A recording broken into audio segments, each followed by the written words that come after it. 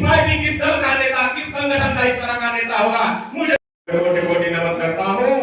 बहुजन समाज में जन्मे तमाम संतों, गुरुओं, महापुरुषों के चरणों में श्रद्धा सुमन अर्पित करते हुए आज भीम आर्मी भारत एकता मिशन के 11वें स्थापना दिवस में मैं आजाद समाज पार्टी का जिला अध्यक्ष और जनपद मऊ की ओर से आप सभी का हार्दिक स्वागत, अभिनंदन, वंदन करते हैं।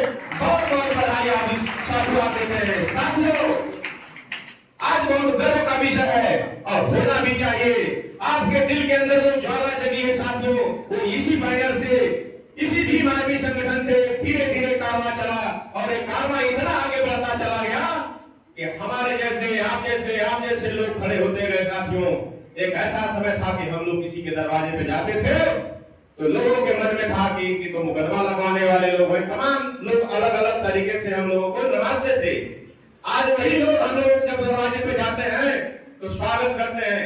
ये किसकी देन है साथियों? भीम आर्मी आजाद समाज पार्टी की देन है।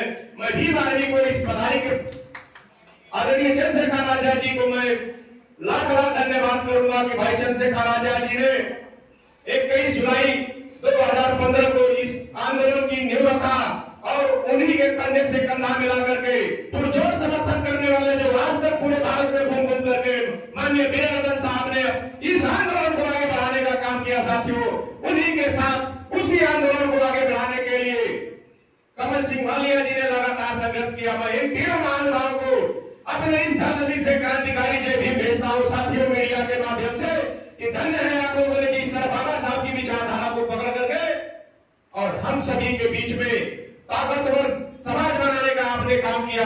देखिए साथियों, ये जो समय चल रहा है इसको हम जल्दी समझेंगे तो ज्यादा बेटर होगा। आने वाले दिनों में लगातार भीम आर्मी अपने आंदोलन के माध्यम से आपको समझा रही है, सामाजिक आंदोलनों को लेकर के हर एक मुद्दे पर मुखर होकर के आपकी बात को रख रही है। आप जैसा देख रहे हैं कि आदरणीय चंद्रशेखर आजाद जी 2 बजे रात से जंतर मंतर पे बैठे हैं, संसद भवन के अंदर तिरपाल बिछा करके बैठे हुए हैं। बताइए साथियों, किस पार्टी, किस दल का नेता, किस संगठन का इस तरह का नेता होगा? मुझे तो नहीं लगता है कि ट्विटर की महारानी किस तरह का कोई सोच पैदा इस समय कर पा रहे हैं। मैं खुले शब्दों में कहूंगा, जहां लाखों छात्र बैठे हुए हो, इतनी बड़ी परीक्षाएं की धांधलबाजी हो रही हो साथियों, उसमें एक भी नुमाइंदा जो है शिरकत नहीं कर रहा है साथियों। और बहुजन समाज के लोग अपने रूप को बदलने का काम करें साथियों। आपके सच्चे मायने में नुमाइंदगी अगर कोई कर रहा है, आपकी वकालत कोई कर रहा है, तो वो है चंद्रशेखर आजाद जी साथियों, चंद्रशेखर आजाद जी। मैं इसलिए उनके बात को तक पहुंचाने का काम करूंगा साथियों।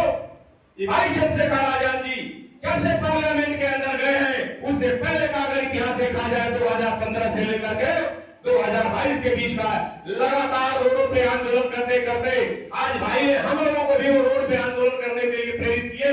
उनकी प्रेरणाओं से हम लोग सीख करके आज आप सभी के बीच में और हर एक मुद्दे पर अपनी बात रखना जानते हैं साथियों। सदन के अंदर जब 6 मिनट का सेशन काल मिलता है भाई चंद्रशेखर आजाद जी को, कभी कभी तो 4 मिनट ही मिलता है। सोचिए 30 मुद्दा एक आपका सांसद और पूरे भारत की बात रखने में प्रयास करते हैं। बताइए, जिस क्षेत्र से वो सांसद है उस क्षेत्र की भी बात रखते हैं। कौन है आपको बताइए जो पिछड़ों के अधिकार की बात करे? पीडीए के लोग वहां तो गए हैं जुड़ करके, मगर एक भी मंडल कमीशन के बारे में जुबान खोलने की हिम्मत नहीं है साथियों। पिछड़ों की अधिकार की बात नहीं कर सकते। क्यों? विचारधारा से समझौता जब होगा लापरवाही आएगी साथियों। डॉक्टर बाबा साहब अम्बेडकर और माननीय काशीराम साहब का आंदोलन, फूले शाह का जो आंदोलन था, सही मानने में अगर किसी ने लाइन पकड़ने का दोबारा काशीराम साहब के बाद किसी नेता ने किया है तो वो आदरणीय चंद्रशेखर आजाद है साथियों। वो फिर से लड़ाई और 1585 के नारे को बुलंद करके वो चल रहा है साथियों।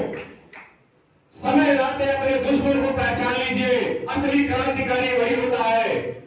माइनर कहा करते थे कि मैं तो टिकट देता हूं, हो सकता है मुझसे भूल हो जाए, पर आपके पास जो वोट है, जो बाबा साहब ने आपको ताकत दी है, उसे देने से पहले सोच लेना कि आप वोट किसको दे रहे हो। सोचिए, हमारे महापुरुषों ने आपको पिछले दरवाजे से, अगले दरवाजे से हमेशा समझाने का प्रयास किया और हम लोग अपने महापुरुष को जल्दी पहचान नहीं पाते हैं।